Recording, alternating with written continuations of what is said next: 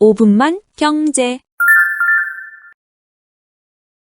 지금 이 영상을 보고 있는 이 순간에도 어딘가에서는 한 사람의 인생이 조용히 끝나고 있습니다. 비명도 없고 뉴스도 나오지 않습니다. 단지 통장 숫자가 바뀌는 것뿐입니다. 잔고가 아니라 빚으로 말이죠. 그 사람도 처음엔 이렇게 생각했을 겁니다. 조금만 더 기다리면 괜찮아질 거라고, 오늘만 버티면 내일은 반등이 올 거라고. 하지만 선물 시장에서는 그 조금이라는 시간이 사람을 파멸로 밀어넣습니다.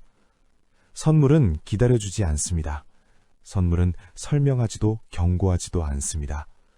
정해진 날짜가 오면 이익이든 손해든 아무 말 없이 결과를 집행할 뿐입니다. 그리고 대부분의 개인 투자자들은 그 구조를 이해하기도 전에 게임에 들어옵니다. 만기일이 다가오는 날 삼성전자가 내려가 있다면 누구나 이런 생각을 합니다. 아, 며칠만 더 주면 오를 텐데. 하지만 그 순간 이미 선택지는 사라졌습니다. 그 생각은 위로가 아니라 사형 선고에 가깝습니다.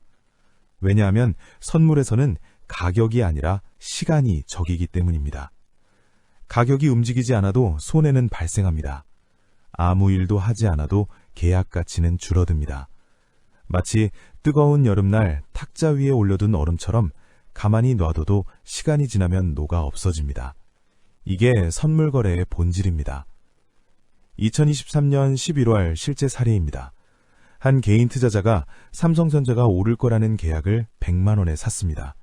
당시 삼성전자는 7만 원, 2주 안에 7만 2천 원이 될 거라고 봤습니다. 일주일 뒤 삼성전자는 7만 1천 원이 됐습니다. 방향은 맞았습니다. 예상도 틀리지 않았습니다. 하지만 계약 가치는 100만 원에서 50만 원으로 떨어졌습니다. 왜일까요?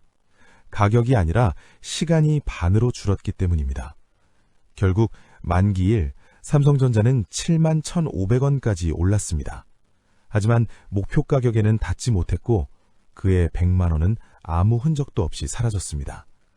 방향을 맞췄는데도 전부 잃었습니다. 이게 선물 거래입니다. 주식이었다면 어땠을까요? 7만 1,500원에서 그냥 기다리면 됩니다. 하지만 선물은 기다릴 수 없습니다. 계약이 끝날 때마다 다음 계약으로 넘어가야 하고 그때마다 비용이 빠져나갑니다. 한국거래소 통계를 보면 개인 투자자들이 이런 비용으로 1년에 평균 180만 원을 지출합니다. 그 돈은 조용히, 꾸준히, 아무 소리 없이 빠져나갑니다. 반면 대형 투자 회사들은 다릅니다. 여러 만기를 동시에 운영하고 시간이 흘러가는 것 자체를 수익으로 바꾸는 전략을 씁니다. 개인은 시간에 쫓기고 기관은 시간을 지배합니다. 그래서 결과는 거의 정해져 있습니다. 손해가 나기 시작하면 사람은 이성을 잃습니다. 조금만 더 기다리면 회복될 거라는 착각에 빠집니다.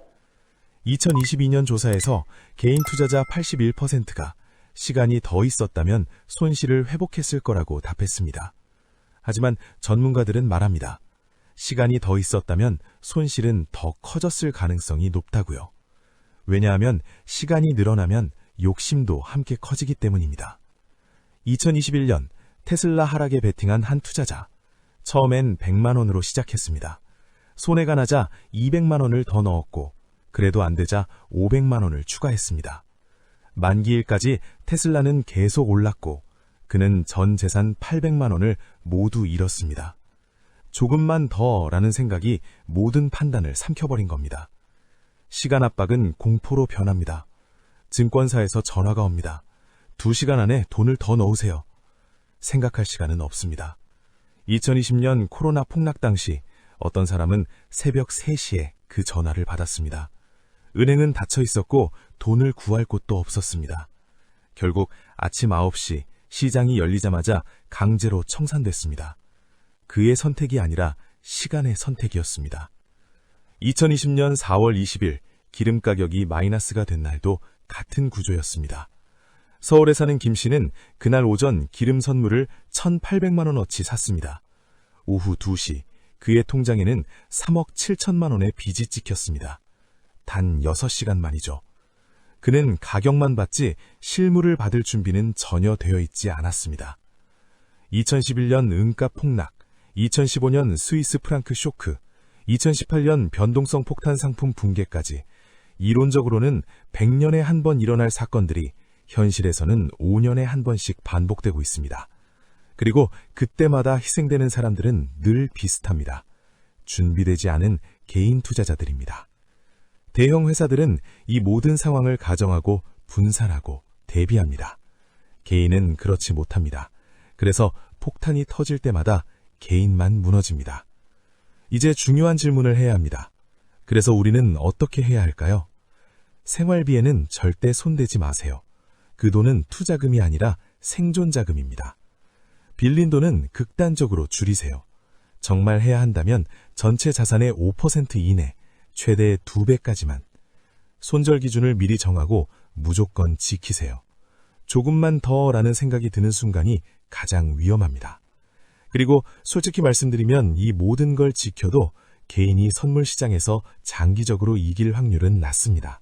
그래서 대안이 필요합니다. 시간이 아군이 되는 투자, 기다릴 수 있는 투자, 그리고 본업을 키우는 선택입니다. 워런 버핏은 선물 거래를 금융계의 폭탄이라고 불렀습니다. 한번 터지면 인생 전체가 날아가기 때문입니다. 지금 이 영상을 보며 불안함이 느껴졌다면 그건 아주 정상적인 반응입니다. 시장은 내일도 열립니다. 하지만 여러분의 인생은 단 한 번뿐입니다. 하루 만에 인생을 바꾸려는 선택이 인생을 끝낼 수도 있습니다.